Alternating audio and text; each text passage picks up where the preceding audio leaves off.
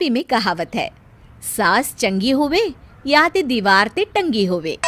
संगीता की शादी भी एक ऐसे ही घर में होती है जहां उसकी सास दीवार पर टंगी होती है।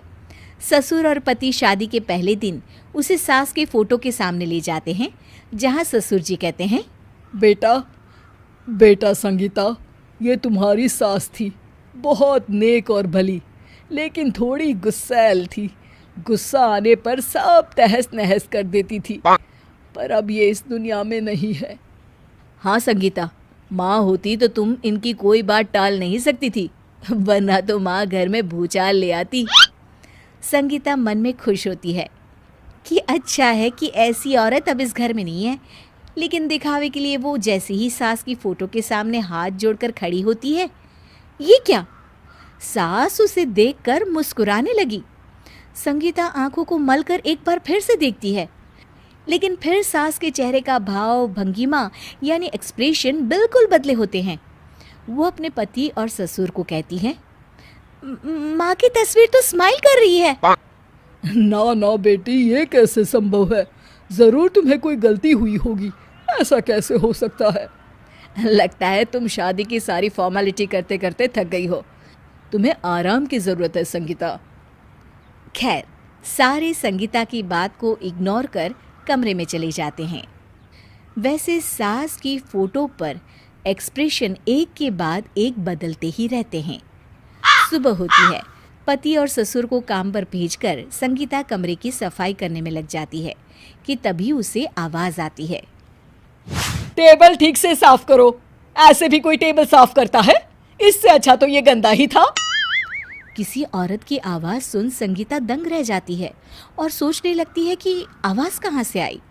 आवाज़ को नज़रअंदाज कर वो फिर से अपना काम करना शुरू करती है, लेकिन इस बार तो आवाज़ बिल्कुल उसके कान के पास से आती है। मेरा घर है ये। जब तक मैं थी चमका कर रखती थी, हर एक चीज शीशे की तरह थी। तुम्हें तो ना सफाई आती है ना कुछ पता है। क्यों तुम्हें मेरे घर की जिम्मेदारी दे दी गई है? पता नहीं तुम में मेरे बेटे को क्या दिखाई दिया। मैं होती तो एक से बढ़कर एक लड़कियों की लाइन लगा देती। अब संगीता को समझने में देर नहीं लगी कि ये आवाज़ किसी और की नहीं बल्कि उसकी सास की है, जो दीवार पर टंगी है। वो उसके पास जाती है और कहती है, नमस्ते सासू माँ, मुझे तो कल ही लग रहा था कि दीवार में कुछ काला है। वो दीवार नहीं, दाल होती है पगली। सही पकड़े हैं सासू माँ। तो क्या हो गया आपको जो आप यहाँ भी चैन से नहीं बैठी हैं? सुना मैंने आपका व्यवहार काफी गुस्से वाला था।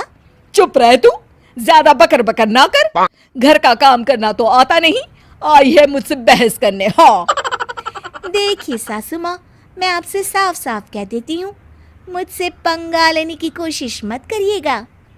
तभी पीछे से संगीता का पति आता है। अरे संगीता, किससे बात कर रही हो? कौन है वहाँ? संगीता की सास की फोटो फिर से पहले जैसी हो जाती है। आपकी माँ से कह रही थी कि मुझे काम करना आता।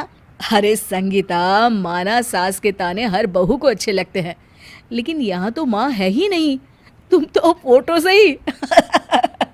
तुम भी लाजवाब हो संगीता। किसी को विश्वास नहीं होता कि संगीता अपनी मरी हुई सास की फोटो से बात करती है। वहीं आए दिन संगीता की सास संगीता को किसी न किसी बात पर आते जाते ताने देती। संगीता को भी अब सास के तानों और उनसे बात करने की आदत हो गई। वो कभी खानदान की कहानी तो कभी तीज त्योहार कैसे मनाए या किसी व्यंजन की रेसिपी सास से ही पूछती। सारा दिन घर में अकेली संगीता की सास अब उसके लिए तानों के साथ पक्की साथी की तरह भी रहने लगी थी, जो किसी और को नहीं बल्कि संगीता को ही सुनाई देती।